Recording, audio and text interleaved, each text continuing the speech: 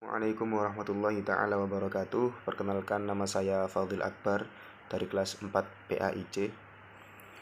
Jadi untuk memenuhi tugas UTS pada mata kuliah Teknologi Pembelajaran, di sini saya akan berpresentasi pada bab 1 dan bab 2.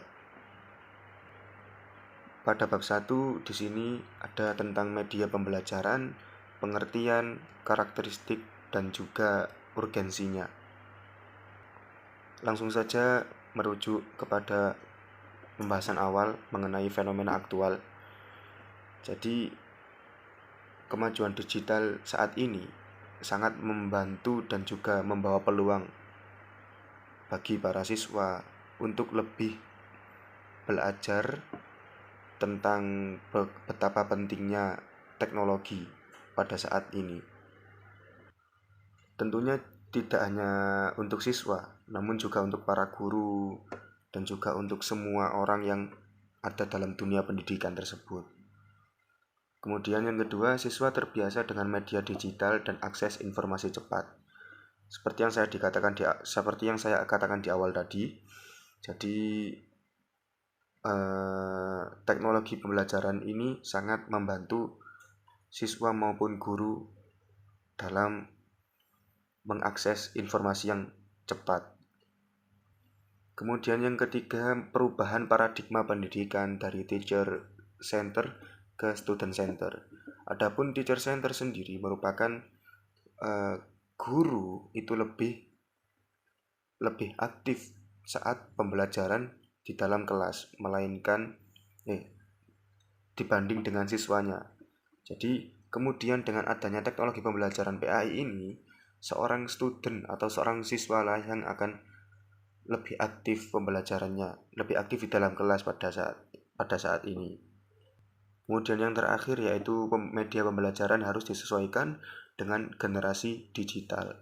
Jadi tidak hanya langsung belajar seperti itu, tapi seorang guru juga harus menyesuaikan dengan adanya generasi yang saat ini.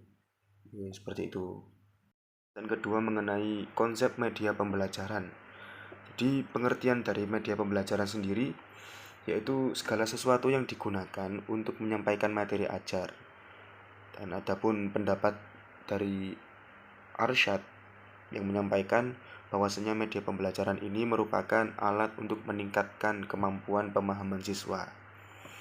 Jadi dapat disimpulkan bahwasanya media pembelajaran ini sangat membantu untuk memahamkan atau membantu pemahaman siswa agar lebih paham dan cepat paham. Untuk fungsinya sendiri yaitu meningkatkan pemahaman, mendorong keterlibatan siswa dalam pembelajaran, kemudian memfasilitasi pembelajaran mandiri. Adapun karakteristik ataupun ciri-ciri media pembelajaran yaitu interaktivitas. Jadi memungkinkan siswa berinteraksi dengan materi. Jadi siswa nanti dapat bisa berbicara ataupun menanyakan apa yang belum paham, lebih interaktif intinya. Kemudian ada variasi berbagai bentuk media untuk memenuhi gaya belajar siswa.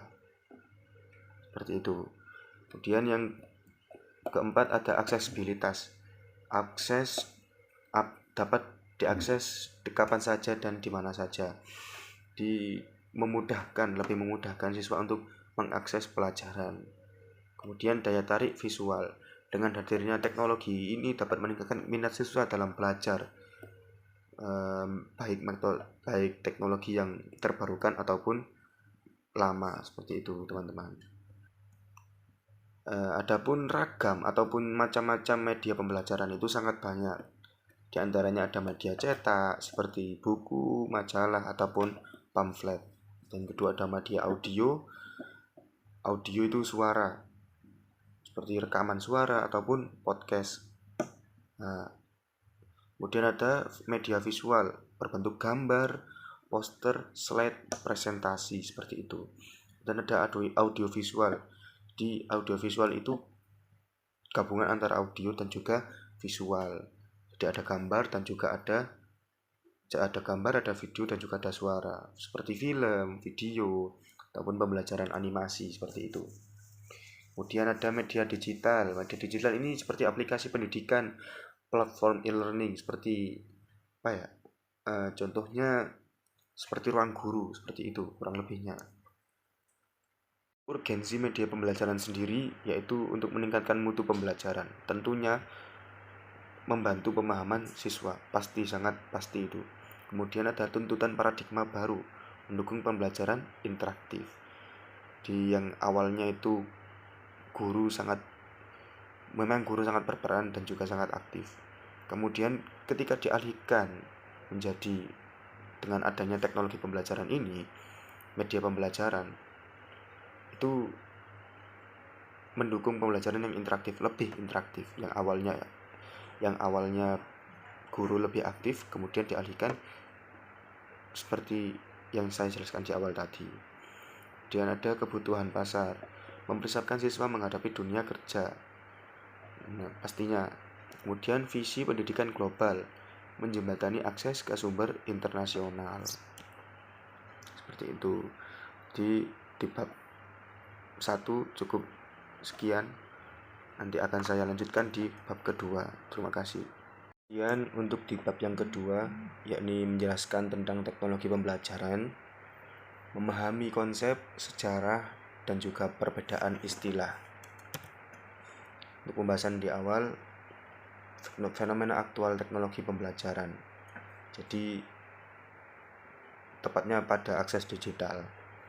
Jadi perangkat digital itu seperti laptop, tablet, smartphone sangat memudahkan akses ke berbagai sumber belajar. Baik bagi guru maupun bagi siswa itu sangat-sangat memudahkan. Yang kedua ada integrasi digital. Institusi pendidikan mengintegrasikan media digital seperti LMS, video, pembelajaran, dan aplikasi edukatif. Kemudian ada tantangan digital, keterbatasan akses di daerah terpencil, rendahnya literasi digital, dan potensi gangguan penggunaan teknologi. Jadi tentunya bagi daerah-daerah yang terpencil itu sangat-sangat rumit ataupun sangat sulit untuk mendapatkan akses digital seperti itu. Dan langsung ke pembahasan yang kedua tentang pengertian teknologi pembelajaran. Jadi media pembelajaran sendiri merupakan teknologi pembelajaran. Jadi teknologi pembelajaran media, teknologi pembelajaran, teknologi media. Jadi mohon maaf. Jadi teknologi pembelajaran itu merupakan media yang digunakan untuk keperluan pembelajaran. Di samping guru, buku teks, ataupun papan tulis. Di teknologi pembelajaran ini tuh selain memudahkan guru juga sangat membantu. Bisa juga sebagai pendamping, bukan untuk menggantikan tapi untuk mendamping atau bukan untuk pengganti ya, pendamping ataupun yang sebagai pelengkap saja seperti itu. Kemudian pendekatan sistematis. Teknologi pembelajaran mencakup pendekatan sistematis dalam merancang, menerapkan, dan mengevaluasi perencanaan pembelajaran. Jadi seperti yang saya katakan di awal tadi, teknologi pembelajaran itu sangat membantu teman-teman untuk merancang perencanaan kelas maupun mengevaluasi pembelajaran. Seperti itu. Untuk tujuan efektif dan efisien, jadi tujuan adanya teknologi pembelajaran ini tentunya untuk membentuk pendidikan dengan cara yang efektif dan efisien. Jadi kemudian yang pembahasan ketiga merupakan sejarah perkembangan teknologi pembelajaran. Jadi awal berkembangnya teknologi pembelajaran itu pada saat abad ke-20. Pemanfaatan media sederhana seperti gambar, papan tulis, dan juga proyektor film. Kemudian berkembang ke 1990-an yang masuk ke Indonesia dan berkembang di Indonesia sebagai cara untuk mencari solusi permasalahan pendidikan. Digunakan untuk mencari solusi permasalahan pendidikan. Kemudian di tahun 1990-an, teknologi pembelajaran ini membawa dampak besar bagi Indonesia. Besar di Indonesia. Jadi dampaknya juga positif dan juga negatif. Seperti yang positif juga pastinya bisa mengambil hal-hal baik, namun yang negatif itu seperti kecanduan, seperti itu. Sampai saat ini teknologi pembelajaran sangat berkembang, teman-teman, dengan kehadiran AI, VR, dan platform digital yang interaktif. Kemudian di poin selanjutnya, sudut pandang teknologi dalam dunia pendidikan. Ada banyak sudut pandang. Yang pertama adalah media pembelajaran. Teknologi pembelajaran sebagai alat bantu visual dalam proses pengajaran digunakan untuk media visual seperti itu, seperti gambar ataupun yang lain di bab 1 tadi. Kemudian bidang ilmu, teknologi pembelajaran sebagai bidang ilmu yang mandiri dengan ruang lingkup yang luas dan berkembang. Selain guru yang menyampaikan, kita juga dapat bisa memanfaatkan teknologi untuk belajar sendiri, mandiri seperti itu. Kemudian ada proses pembelajaran. Teknologi pembelajaran sebagai proses yang kompleks dan terintegrasi yang melibatkan berbagai elemen seperti manusia, prosedur, ide, alat, dan organisasi. Jadi banyak sekali yang melibatkan teknologi banyak sekali yang dilibatkan dalam proses pembelajaran dengan menggunakan media teknologi pembelajaran seperti itu. Kemudian selanjutnya ada perbedaan teknologi pembelajaran dan juga teknologi pendidikan. Jadi kedua ini sangat berbeda, teman-teman. Dari aspek area kajian, kata kunci, fokus, dan juga tujuan. Jadi yang pertama untuk area kajian ya.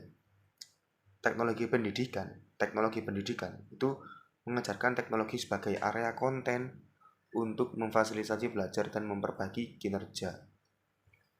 Jadi perlu diingat kalau pendidikan itu untuk memfasilitasi belajar dan memperbaiki kinerja. Untuk pembelajaran area kajiannya itu menggunakan teknologi untuk memfasilitasi belajar dan memperbaiki kinerja. Kemudian ada kata kunci, integrasi dan pendidikan. Yang untuk pendidikan itu untuk integrasi dan pendidikan. Kemudian untuk teknologi pembelajaran, lingkup belajar dan proses pembelajaran. Kemudian lanjut dulu aja, fokus membentuk kurikulum yang menyelesaikan masalah kinerja pada teknologi pendidikan. Membentuk kurikulum dan menyelesaikan masalah kinerja. Kemudian yang untuk teknologi pembelajaran yaitu pengembangan dan penciptaan sistem pembelajaran yang melibatkan beberapa jenis teknologi. Kemudian dalam aspek tujuan, teknologi pendidikan literasi teknologi untuk setiap orang. Untuk yang teknologi pembelajaran meningkatkan proses pembelajaran.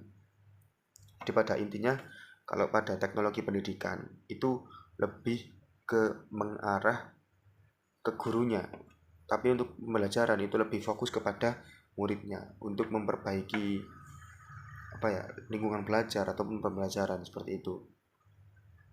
Kalau untuk pendidikan, dalam teknologi pendidikan itu untuk memfasilitasi belajar dan memperbaiki kinerja seperti itu.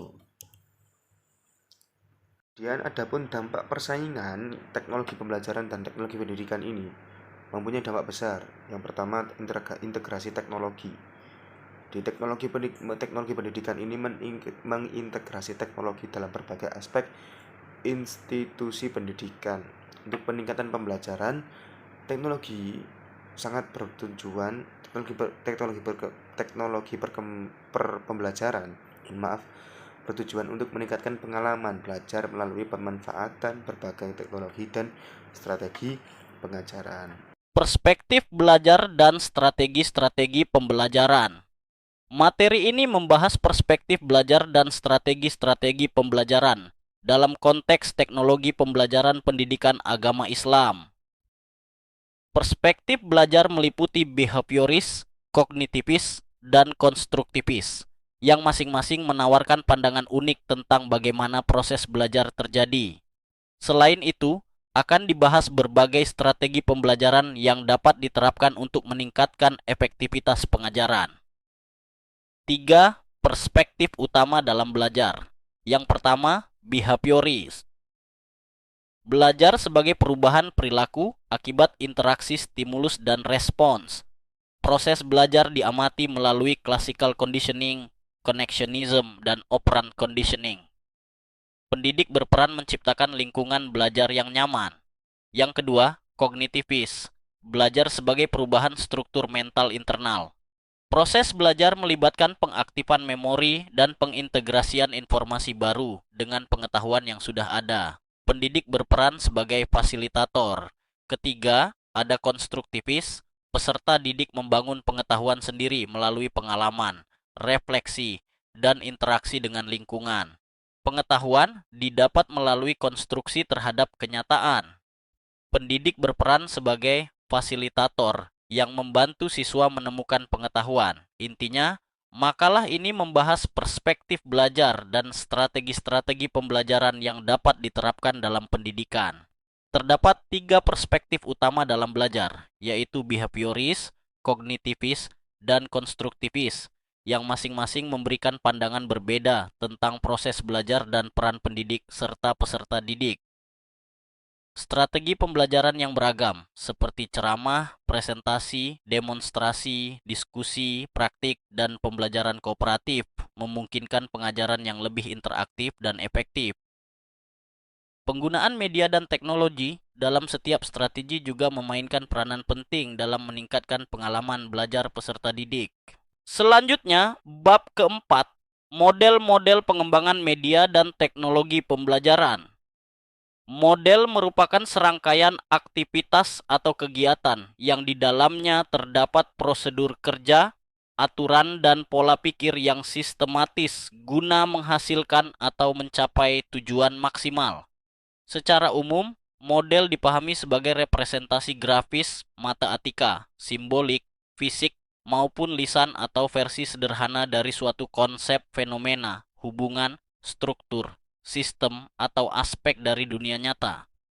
Secara khusus, model adalah konkretisasi teori dalam bentuk tampilan grafis, panduan, pola, atau prosedur kerja berdasarkan standar tertentu untuk mengarahkan suatu kegiatan agar mencapai hasil yang maksimal.